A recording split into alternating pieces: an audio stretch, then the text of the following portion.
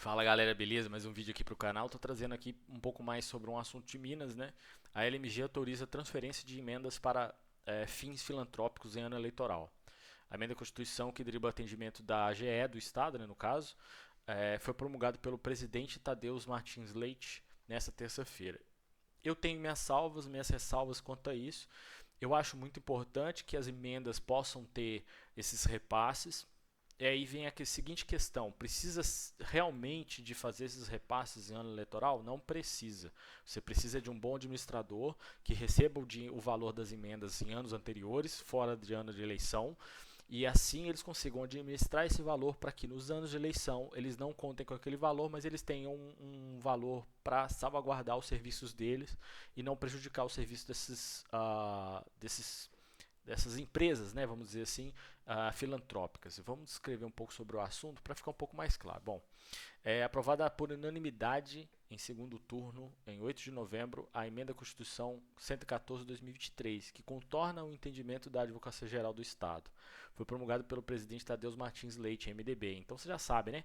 Centrão, brother do Lula, então você já sabe que a decisão dos caras é sempre meio esquisita, por motivos esquisitos, né? Vamos dizer assim.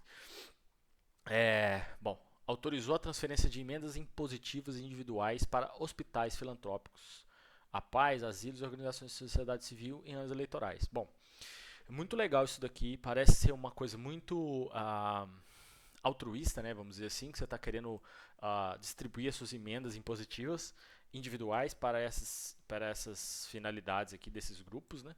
O que é muito interessante. O problema que a gente tem envolvendo isso daqui, né? Organizações da sociedade civil, mais conhecido também como ONGs.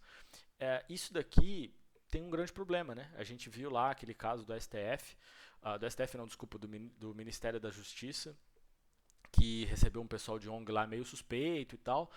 E a gente sabe que as ONGs do Brasil, grande parte das ONGs do Brasil, pelo menos, não todas, né, vamos dizer assim, recebem dinheiro em pessoas com interesses escusos, né? E também tem muitas ONGs que já são amplamente conhecidas que são financiadas pelo crime organizado do Brasil. Então isso daqui é um pouco preocupante.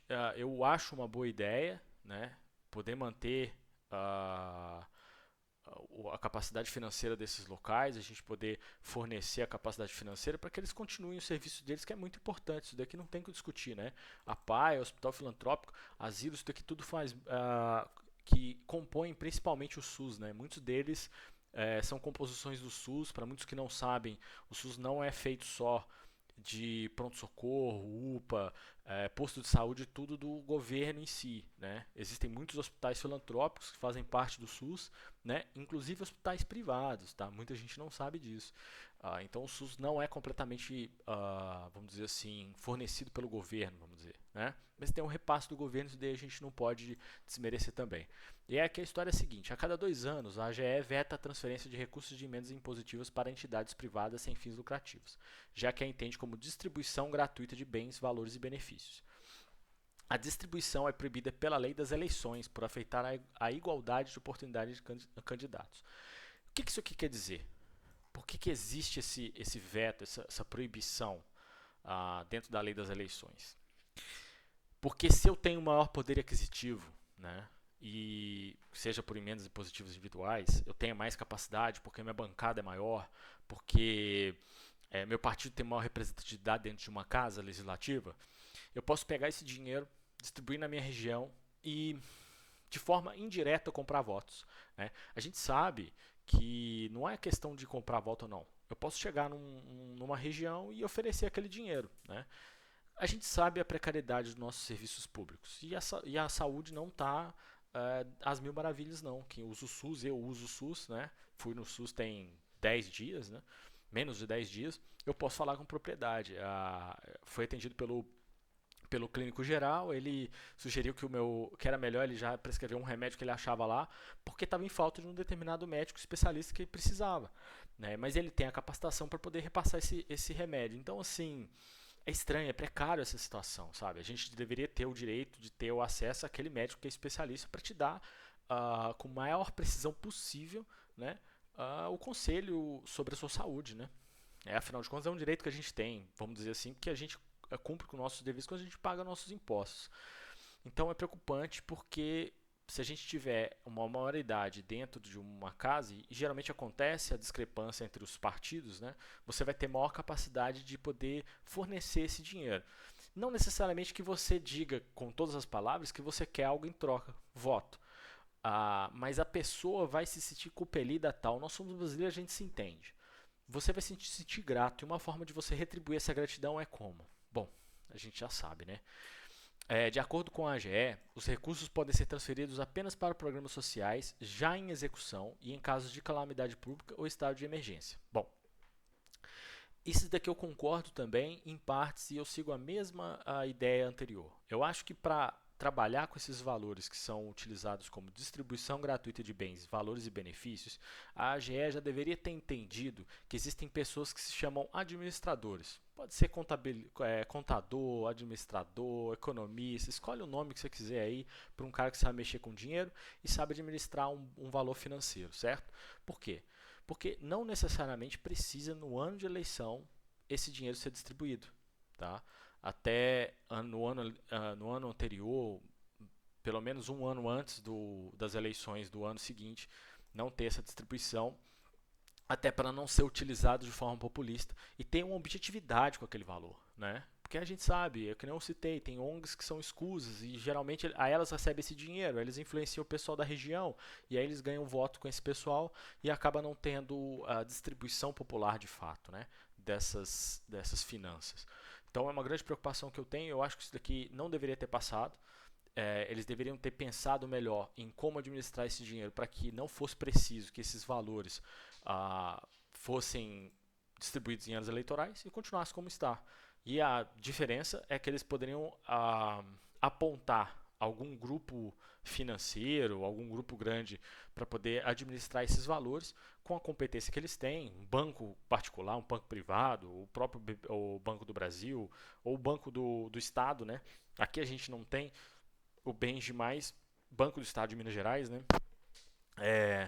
Mas a gente poderia utilizar, poderia recriar só para esse fim, pelo menos. O presidente da Comissão de Saúde da LMG, Arlen Santiago, do Avante, que, se eu não me engano, é Centrão, que encabeçou a emenda da Constituição, observou que, apesar do entendimento da AGE, os deputados federais, por exemplo, indicavam emendas impositivas para hospitais filantrópicos. Se os deputados federais podem, por que não os estaduais? Estavam sendo mais realistas do que o rei. Não conseguia entender por que deputados federais podiam e os estaduais não, criticou Arlen. Isso aí é um argumento meio de criança, né? Vamos falar bem a verdade? Tipo, por que você... ele pode, eu posso também. Pô, mãe, se ele pode, por que eu não posso, sabe? Então, não tem muito um argumento válido isso daqui. Isso aqui é aquele ótimo argumento dos péssimos políticos que a gente tem, né? Já o deputado Lucas Lasmar, do Rede, que foi outro signatário da proposta, reiterou que os serviços prestados por hospitais filantrópicos, blá blá blá, justamente uma das exceções da lei. Não se trata da distribuição gratuita de bens, mas sim a continuidade de serviços. É como eu falei, para você manter a continuidade de serviço, você precisa de um administrador, você não precisa de o dinheiro necessariamente todo ano. Você sabe que aquele dinheiro vai vir, uma emenda constitucional, essas emendas que nós estamos discutindo aqui, aqueles políticos que demonstram interesse de fazer esse tipo de doação, eles podem se comprometer de forma contratual que aquele valor vai ser entregue de fato no ano seguinte, tá? E é só isso. Eles não precisam fazer esse movimento em ano eleitoral, porque aí passa a se tornar propaganda política. A maioria dos hospitais atende pela fila do SUS, que é o que eu estava falando mais cedo, que segue uma ordem ou por urgência e emergência, quando a gente nem sabe quem é atendido. Isso aí eu não entendi muito bem, defendeu nada, né? Ele falou um monte de coisa aqui. O início é por causa do desconhecimento da capacidade financeira e administrativa de uma pessoa competente. Porém, o texto final da emenda à Constituição inclui entre as entidades a serem beneficiadas por emendas e as organizações da sociedade civil. E isso daqui é perigoso. É o mais perigoso de todos, né? Que, ao contrário das outras, não prestam serviços continuados. Fiquei com um pouco de medo de que isso pudesse atrapalhar a PEC, admitiu Arlen. Por que ele ficou com medo, hein? Ele sabe, todo mundo sabe, e a população precisa ficar atenta para esses tipos de movimentos estranhos aqui, entendeu? Nós fizemos da seguinte maneira: o relator Alvarenga, né, Adriana Alvarenga do PP, colocou as organizações em um inciso e hospitais, a paz e asilos em outros casos. A AGE não concorda com as organizações, acrescentou. A expectativa é que, diante da emenda da Constituição, a AGE firme um novo entendimento sobre a transferência de recursos de emendas impositivas para hospitais, a paz e asilos a partir de 2024. Bom, isso daqui é complicado. Eu acho que a AGE tem que vetar isso daqui, tem que bater de frente mesmo, porque não faz o menor sentido, cara. Não faz o menor sentido. É só você ter uma pessoa para administrar esse valor para o serviço continuar funcionando, cara. Entendeu? Você fazer provisionamento. Toda empresa séria faz provisionamento financeiro, cara. Isso daqui é muito amadorismo. Então, assim, a gente tem muitos políticos que é, pode ser que foi bem intencionado, pode ser que foi por motivos escusos, porque inclui ONGs principalmente, né? Não que as outras não tenham problema com corrupção, que com certeza tem, porque a gente conhece nosso Brasilzão, afinal de contas. Mas mesmo sendo de boa índole um projeto desse, o cara desconhece a capacidade administrativa de uma pessoa competente, entendeu? Fazer provisionamento financeiro é comum nas empresas. Bom, eu não vou me estender mais sobre esse assunto, mas para deixar bem claro, eu acho isso daqui que não deveria ter nem sido apresentado da forma que foi apresentado, e que a GE tomara que dê um sacode nessa PEC aqui, que ela não passe, tá bom? Se quiser mais informações aí sobre política, já sabe, se inscreve no canal, dá um like também, e sejam bem-vindos ao canal aí. Eu vou estar sempre falando sobre política, principalmente de Minas, mas também do governo federal, beleza? Valeu, falou!